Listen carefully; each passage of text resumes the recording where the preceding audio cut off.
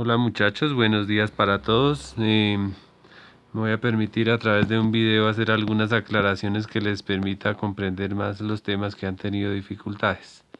Entonces aquí aparece en esta figura eh, una persona que está siendo tirada a través de una cuerda en esta dirección. Entonces, digamos que ese es un caso de la vida real para analizarlo a través de este tema de vectores y de suma de fuerzas.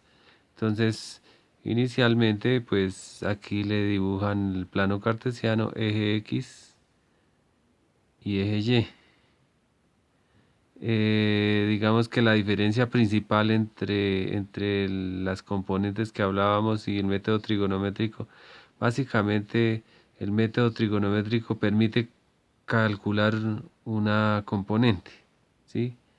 Entonces, la gran diferencia está en que si esta es la fuerza y yo trazo una línea perpendicular al eje X, perpendicular es decir, aquí forma un ángulo de 90 grados, la componente en X es un vector que parte del origen del plano cartesiano, es decir, donde se cruzaron los ejes X y llega hasta el punto donde se cortaron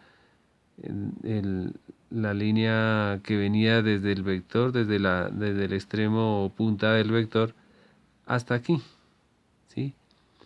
Entonces, el método de las componentes consiste en que yo hago el dibujo y a través del dibujo encuentro la componente. Lo mismo, entonces hago una línea perpendicular al eje Y. En este punto forma un ángulo de 90 grados, lo que la hace perpendicular. Y digamos, la distancia desde acá hasta acá representa la magnitud de la componente en Y de ese vector. Eso es método de las componentes, ¿sí? El método trigonométrico se calculan las componentes pero utilizando funciones trigonométricas, ¿sí? Eso es todo, en donde yo, por ejemplo, si yo tengo este ángulo, conozco este ángulo, entonces la componente en X es la magnitud de este vector, o sea, la magnitud de esta fuerza por el coseno del ángulo respectivo. Entonces, ejemplo, aquí que fuera un vector, no sé, de 10 newtons, al dibujar esto, o sea, 10 newtons supongamos que sean representados por 10 centímetros, al hacer este dibujo y resulta que esta línea me da una longitud de 8 centímetros, quiere decir que la componente en X del vector de esa fuerza es de 8 newtons. Y supongamos que desde acá hasta acá sea de 5 centímetros, entonces convirtiendo la escala sería una fuerza de 5 newtons, ¿sí? Pero resulta que si yo utilizo el método trigonométrico, entonces se haría 10 newtons por el coseno de este ángulo respectivo. Y al multiplicar los 10 newtons por el coseno de este ángulo, la calculadora me va a dar 8 newtons. Y aquí 10 newtons por el seno 10 newtons por el seno de este ángulo me va a dar aquí, me va a dar 5 newtons. Esa es la única diferencia, ¿sí? Lo demás es exactamente todo igual. Digamos que prácticamente no hay diferencia entre método de las componentes y método trigonométrico. Solamente la diferencia es en la forma en que yo calculo esas componentes. Y para aclarar aquí, este dibujito nos dice, si yo aquí hago una fuerza para nuestro ejemplo que les estoy dando de 10 newtons, entonces esa fuerza de 10 newtons equivale a hacer una fuerza de 8 newtons horizontalmente y de 2 newtons verticalmente. Eso es lo que representan acá.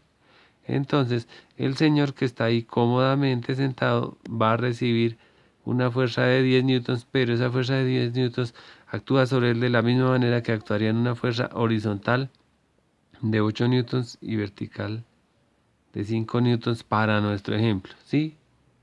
Esa es la cuestión.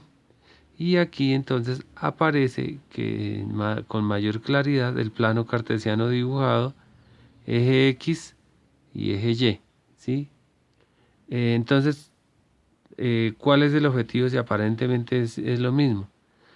Pues que si yo no comprendo cómo se dibuja una componente, no voy a comprender el método trigonométrico y en dado caso, en mal uso de la calculadora, me puede llevar a un error para digamos, comprender la componente de un vector, ¿sí? Si yo analizo gráficamente, entonces voy a entender si la calculadora me dio la respuesta correcta. No porque nosotros sepamos más que una calculadora, sino porque si yo utilizo mal la calculadora, por ejemplo, la calculadora no está en grados, sino en radianes o en gradientes, entonces no me va a dar la respuesta que es. Entonces, pero si yo comprendo bien cómo es la cuestión de las componentes, puedo verificar que eso esté bien y además puedo comprender de dónde vengo y para dónde voy a la hora de resolver un problema.